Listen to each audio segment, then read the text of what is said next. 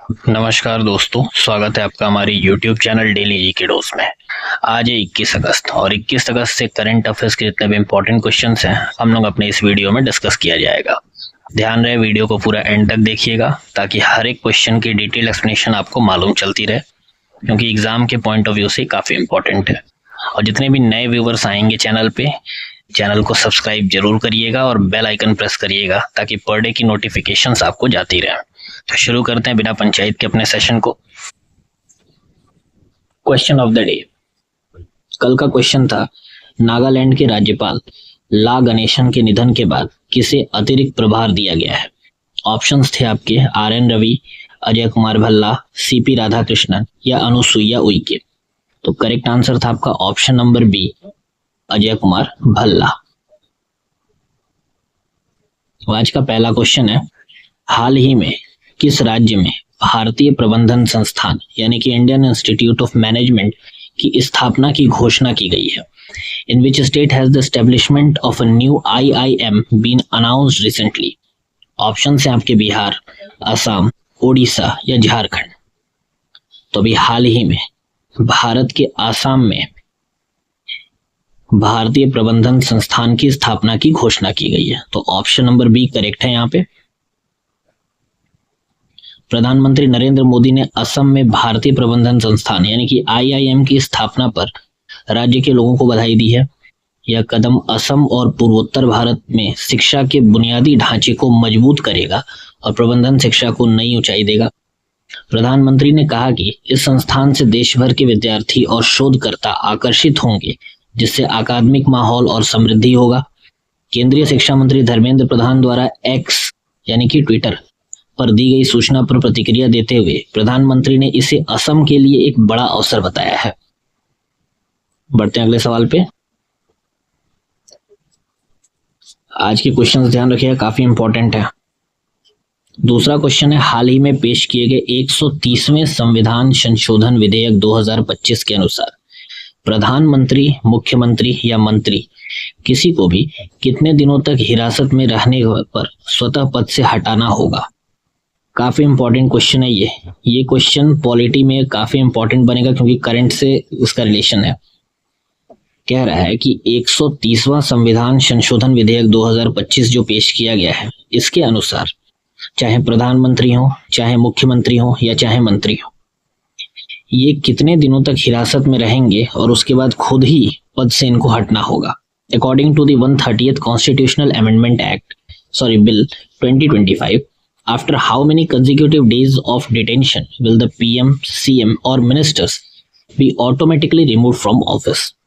Options हैं आपके 15 दिन, 20 दिन, 30 दिन या 45 दिन। तो करेक्ट आंसर है आपका ऑप्शन नंबर सी, 30 दिन।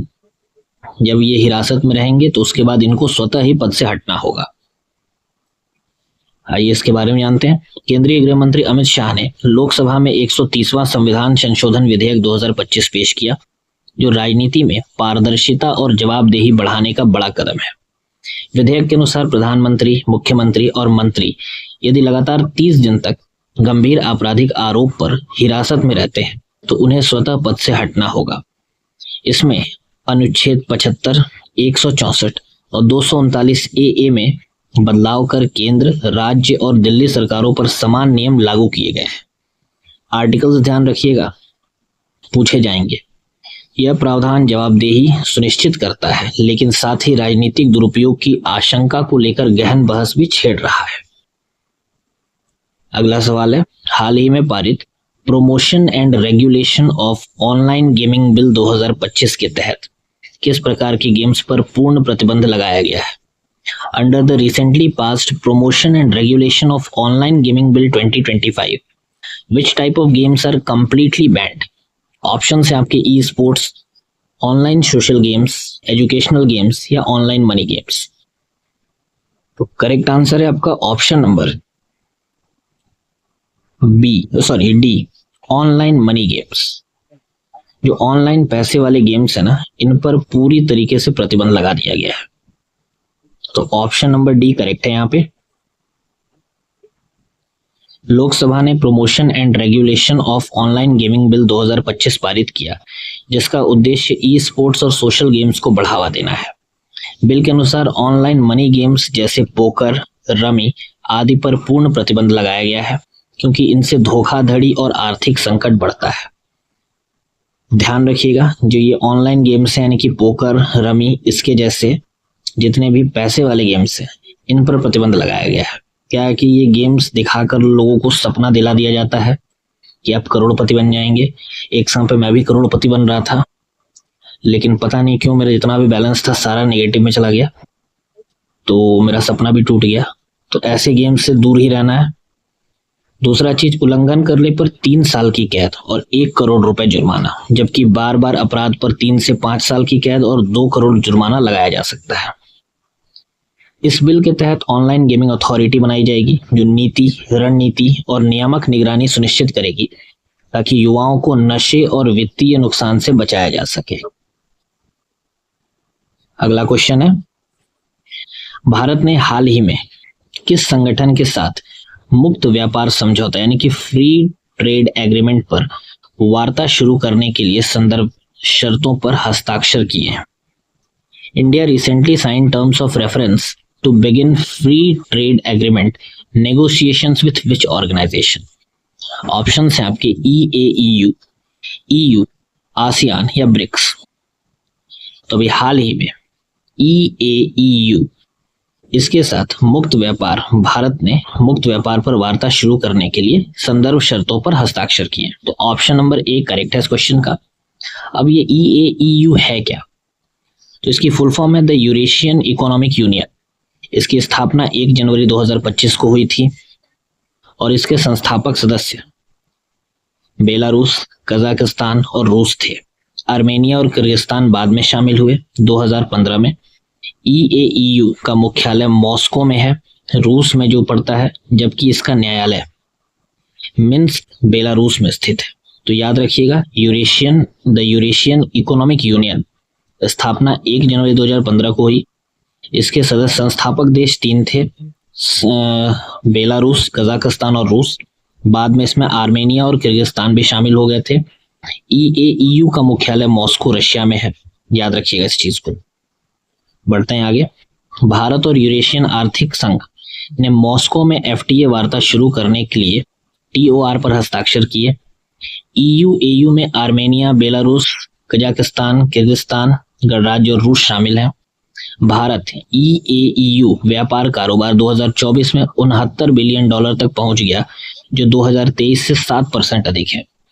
और प्रस्तावित फ्री ट्रेड एग्रीमेंट से भारतीय निर्यातकों को नए बाजारों तक पहुंच, MSME को समर्थन और व्यापार विविधीकरण में मदद मिलेगी। तो इतनी चीजें इस क्वेश्चन से ध्यान रखिएगा।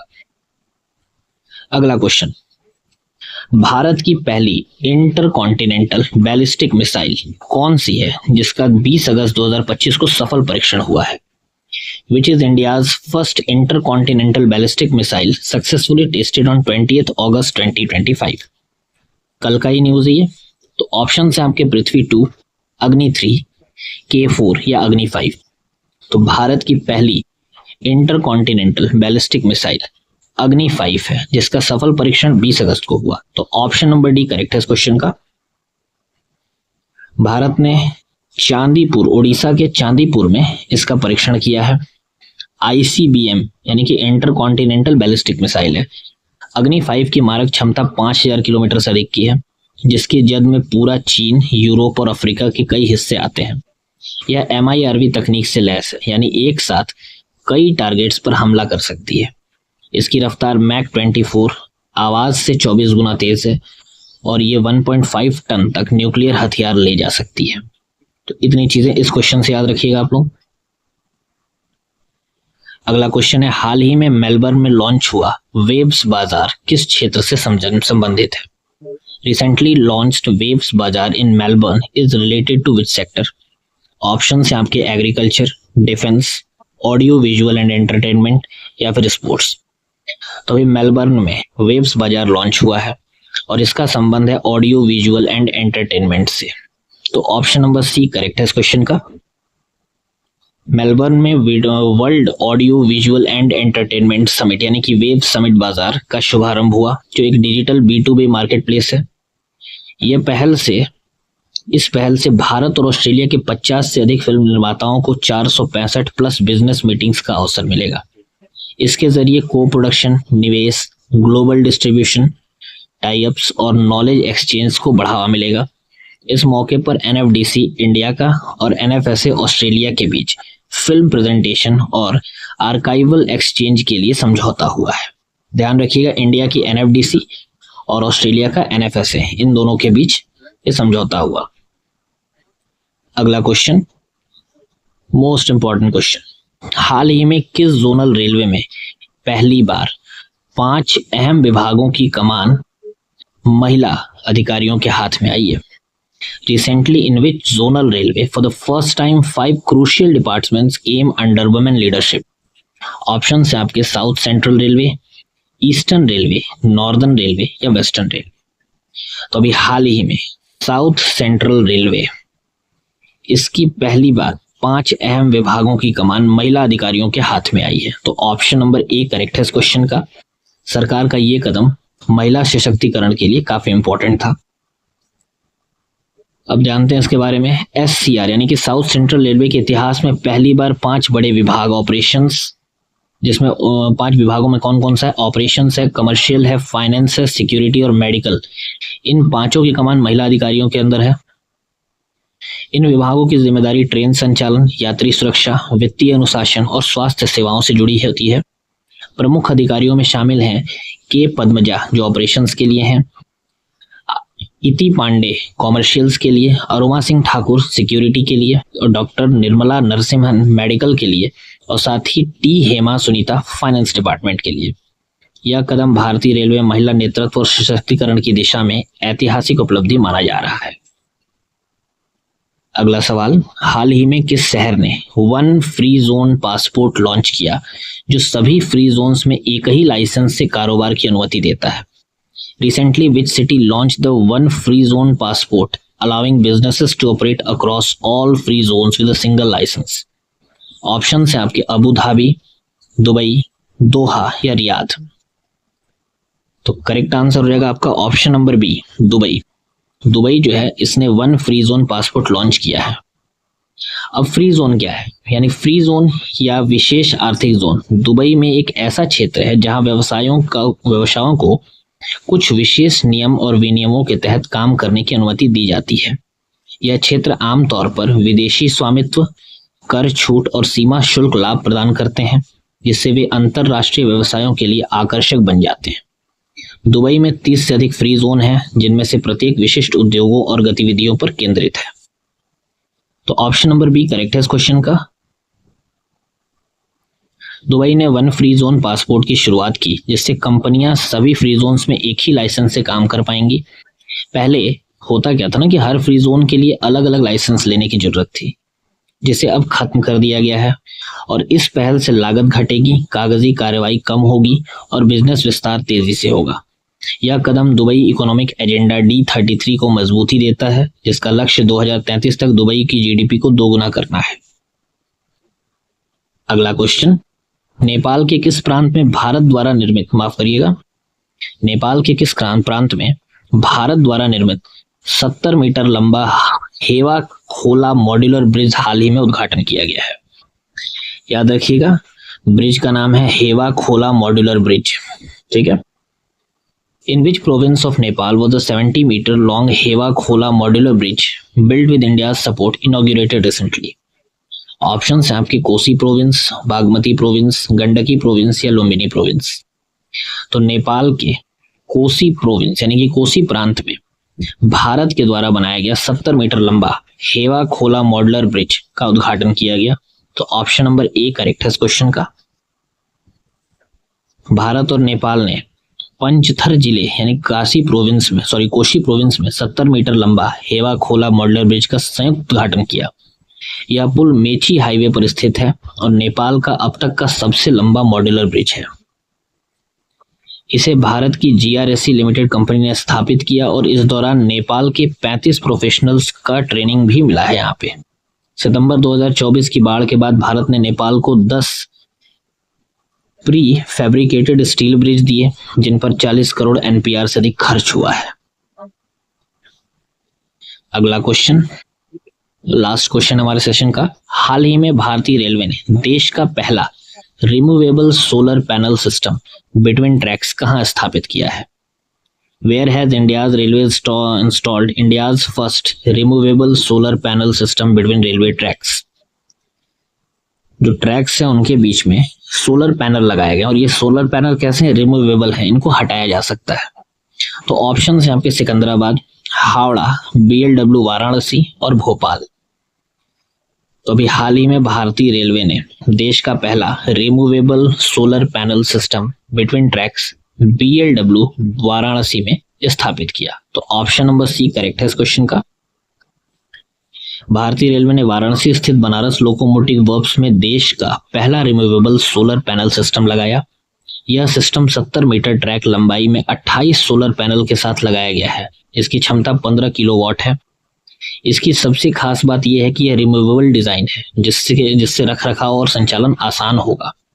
रेलवे का यह कदम कार्बन न्यूट्रलिटी और रिन्यूएबल एनर्जी एडाप्टेशन के लक्ष्य की दिशा में बड़ा कदम है। तो ये थे आज के टॉप करंट अफेयर्स। उम्मीद करता हूँ सेशन आपको काफी अच्छा लगे, क्योंकि आज के क्वेश्चंस बहुत ठीक ठाक थे। और अगर वीडियो अच्छी लगती है, सेशन अच्छा लगता है, तो लाइक जरूर करें, शेयर करें अपने दोस्तों को, ताकि हर किसी तक एक अच्छा क्वालिटी कंटेंट पहुंच सके। अब आते हैं क्वेश्चन ऑफ द डे पर। हाल ही में केंद्र सरकार ने 1507 करोड़ रुपए की लागत से ग्रीनफील्ड हवाई अड्डा कहां विकसित करने को मंजूरी दी है? ऑप्शन है आपके उदयपुर, कोटा बूंदी, जोधपुर या अजमेर। आंसर आप लोगों ने कमेंट बॉक्स में कमेंट करना है। अब आज का हमारा मोटिवेशन है, you don't always need a plan, sometimes you just need to breathe, trust, let's go and see what happens. यार हमेशा एक प्लान के साथ नहीं चलना चाहिए। कभी कभी चीजों को अपने हिसाब से एक बार नॉर्मल सांस लीजिए, अपने ऊपर भरोसा रखिए और शुरू कर दीजिए, देखा जाएगा जो होगा। हर चीज प्लानिंग के हिसाब से नहीं होती है, लाइफ भी कोई प्लान के हिसाब से नहीं चलता है। तो कभी कभी चीजों को छोड़ना चाहिए और देखना चाहिए कि इसका क्या होता है रिजल्ट। अच्छा हुआ बेटर है आपके लिए, नहीं हुआ एटलीस्ट सीख मिलेगा कि हाँ ये कदम हमको दोबारा नहीं उठाना है। और लास्टली वीडियो को लाइक, कमेंट और शेयर जरूर करें। और सब्सक्राइबर्स जो नए आ रहे हैं, नए व्यूवर्स आ रहे हैं, और डेली जीके डोज को सब्सक्राइब जरूर करें। आपका सपोर्ट रहेगा तभी हम लोग मिलकर आगे बढ़ सकते हैं। तो आज के लिए धन्यवाद, नमस्कार, हर हर महादेव।